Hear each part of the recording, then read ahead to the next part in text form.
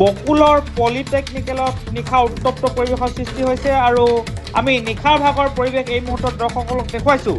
আৰু অসমৰ ২৬খন পলিটেকনিকৰ মাজত অনুষ্ঠিত হৈছিল সদৌ অসম পলি সভা আৰু সাংস্কৃতিক সন্ধিয়াৰ মাজতেই নিশা এই উত্তপ্ত পৰিৱেশৰ সৃষ্টি হয়।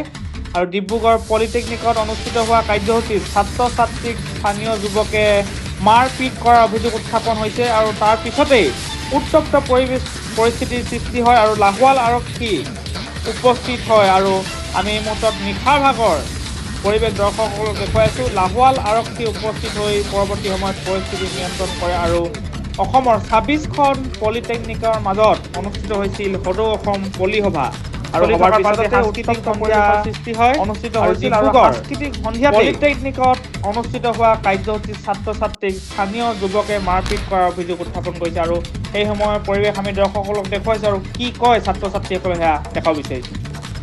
মই ডিব্ৰুগড় পলিটেকনিকৰ সাধাৰণ সম্পাদক, মোৰ নাম আয়ুষ দত্ত। আৰু 1965 পৰা পোনপ্ৰথমভাৱে ডিব্ৰুগড় পলিটেকনিকত আপোনাৰ অল্প লিমিট হৈছে। গোটেই অসমৰ পৰা ২৬খন পলিটেকনিক ইয়াত আহি উপস্থিত হয়, খেল ধেমালি হৈ আছিলে, ভালেই প্ৰগ্ৰামখন গৈ আছিলে। কিন্তু শেষত যোৱাকালি লাষ্ট ডে আছিলে, নীলমণি বা আহিছিলে, গান গাইছে। সেই গান গোৱা হেৰিতে প্ৰগ্ৰামত আপোনাৰ লোকেল 10জনমান ল'ৰা মদ ভাং খাই আহি আমাৰ ল'ৰাখিনিক মাৰে, ছোৱালীখিনিক হেৰি কৰে। ল'ৰাখিনিক ক'ব যাওঁতে তাহাঁতকো মাৰিছে। ময়ো বচাব যাওঁতে, মই এজ এ জেনেৰেল ছেক্ৰেটাৰী, মই ৰিপ্ৰেজেণ্টেটিভ কৰোঁ কলেজখন, মই চব পিনে দৌৰা-দৌৰি কৰি আছোঁ। তেওঁক মাৰপিট হৈ কিনে মই গৈছোঁ বচাবলৈ কাৰণে, যে নালাগিবি তহঁতি কৈছে তই কোন হয় আহিবলৈ কাৰণে। তাৰপিছত আমাৰ ল'ৰাখিনিক মাৰে। আকৌ মোৰ লগৰটোৱে পিজিত থকা লগৰটোৱে মোৰ বাইকখন লৈ গৈছে, তাক কৈছে ৰখাই মেলি GSO বাইকখন লৈ আহিছে নি, হয় বুলি কৈছে। তাকো মাৰে, তাক ৰখাই মেলি ঘুচা মাৰিছে, এডোখৰত বাঁহে মাৰিছে, গোটেই তাৰ মোবাইলটো ভাঙি গ'ল, চুৰ হৈ গ'ল। তাৰপিছত বহুত কেইজন দাদা আমাৰ দুখ পাইছে, ভৰিত দুখ পাইছে, হাতত দুখ পাইছে। আৰু এইটো প্ৰথমবাৰ বোলে নহয়, মানে আগতেও এনেকুৱা হৈ আহিছে। আমি থানাত এজাহাৰ দিওঁ, হ'লেও প্ৰশাসনে একো হেৰি নাই লোৱা, তাহঁতৰ ষ্টেপ নাই লোৱা। সিহঁতৰ ডাঙৰখিনিও একে, সৰুখিনিও একে, গোটেইখিনিয়ে জেন কৰিব আহে মানে মুঠতে। আমি এটা কথা জানিব পাৰিছোঁ যে পলিটেকনিকেলৰ বাউণ্ডেৰীৰ কাষতে গাঞ্জা, সুৰাৰ এনেকুৱা ধৰণৰ ৰমৰমীয়া ব্যৱসায় চলাই থাকে নেকি? সেইটো আছে, সেইটো ব্লেকত মদু ইয়াত বিকি আছে।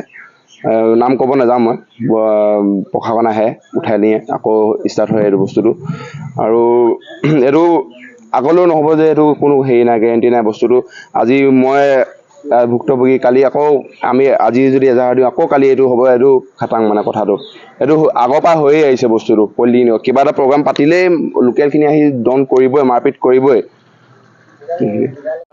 যিহেতু 2025 আমাৰ মানে কলেজত পলিটেকনিকত অল্প লিমিট হৈ আছিলে 2025, মানে যেতিয়া আপোনাৰ গোটেই ২৬খন পলিটেকনিকৰ ষ্টুডেণ্ট আহিছিলে। সেইটো সময়ত মানে আপোনাৰ কালি লাষ্ট আপোনাৰ প্ৰগ্ৰেম আছিলে। প্ৰগ্ৰেম চাই মানে আপোনাৰ ছাৰে ক'লে যে ঠিক আছে তোমালোক হ'ব, প্ৰগ্ৰেম শেষ হ'ল, এতিয়া তোমালোকে যোনে খাবলৈ আছে খাই লোৱা, আৰু যোন যাবলৈ আছে পিজি যোৱাগে। সেইটো ভাবি মানে মই যিহেতু মোৰ লগৰজন আয়ুষ, তেওঁ GS হয়, তেওঁৰ বাইকখন লৈ মানে আপোনাৰ আহিলোঁ ওলাই। মই গেটৰ মুখতে মোক লোকেল ল'ৰা এটাই ক'লে যে তই GSO বাইকখন লৈ আহিছ হয়? মই ক'লো হয়। তই মোক ক'লে তই ৰখ বোলে আগত গৈ ৰখিলোঁ। তাৰপিছত মোক মানে আপোনাৰ একো ক'ব নাই পোৱা, ডাইৰেক্ট বাইকৰ পৰা নামিছোঁ, ডাইৰেক্ট মোক এডোখৰত ঘুচা মাৰিলে। তাৰপিছত ঘুচা মাৰাৰ পিছত পৰি গ'লোঁ, লগালগ ৩-৪জন মানে মোক আৰু ঘুচা মাৰিলে। তাৰপিছত মোৰ মোবাইল আপোনাৰ চব কাঢ়ি লৈ গ'ল। কিহত দুখ পাইছা তুমি? মই আপোনাৰ এই কাণত দুখ পাইছোঁ। এইবিলাক কেইজনে দুখ পাইছে?